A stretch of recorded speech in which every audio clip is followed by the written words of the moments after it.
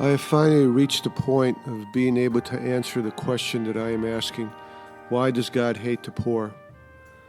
Now that I have defined the nature of the ontological God and contemplated the issues that come up when trying to understand why He hates the poor, and have either resolved them or defined them as we did with love and hate, as these words are used in human consciousness, the answer as to why God hates the poor turns out to be very simple and goes right back to the beginning concept of our contemplation. He hates the poor because He can. He is the ultimate power and can do whatever He wants. If you could choose your acts and had the power to do whatever you want, you would choose to exercise the power to do whatever you wanted. God acts by necessity, not from incompleteness. He has to do whatever He can and does as a complete being.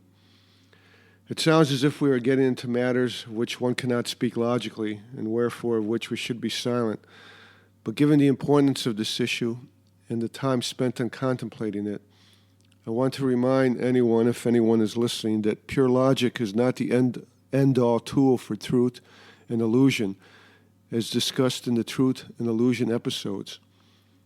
The logical mind is creative and imaginative, and can use fictional analogy as a means to reach truth and illusion when logic reaches its endpoint for either. I probably should have spent more time on the philosophy of language before getting into this question, and we'll have to go back to it in order to clarify the answer and other questions raised by this podcast series. For now, through logic's creativity and imagination, I want to clarify my answer to the question that I'm asking by going back to the parable of the workers in the vineyard and my card game analogy. The parable is a good description of our answer except for two facts. One, it describes an agreement between God and the poor workers. Two, the parable assumes free will.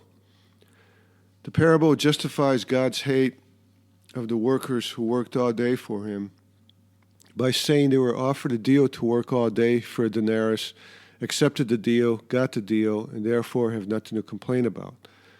That is not a true analogy of life, especially not for the poor of the world.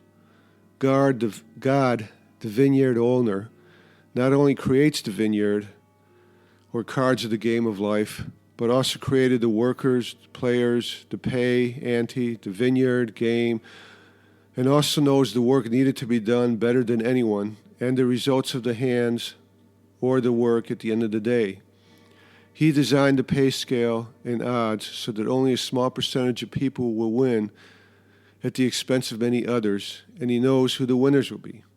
To say that the workers freely made an agreement, contract, deal, or whatever, or let alone an honest contract, deal, agreement, or whatever, is beyond contradiction and absurdity. It is outright deceit and dishonesty that shows theology and Christianity at its worst. If the workers had known that God would be paying the same amount to the workers who did nothing all day, they would have waited until then to accept an offer to work. Fact is that they did not know what He would do until He actually did what He did. And they could not know it because He can randomly do whatever He wants, whenever He wants. Free will, if it exists, is reserved for those few with the power to enter into contracts with God, not for the poor who do not. That is why I'm asking this question in the first place. Work in the vineyard is at best a live or die choice.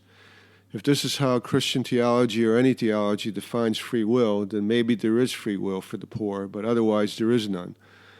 More likely, free will does not exist in making a choice to live or die, but only in accepting or rebelling against your destiny, accepting or rebelling hopelessly against your destiny.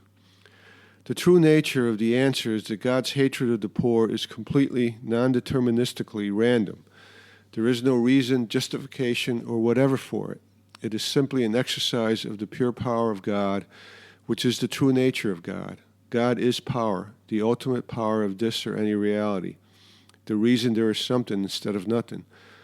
Justice, fairness, good, evil, ethics have no meaning in relation to God. They only have meaning in relation to the love or hatred of whatever we love or hate. Such is the nature of real, omnipresent, omniscient, godlike power. God does not act for a reason as humans act in their incompleteness, because he has no reason to act. He is complete.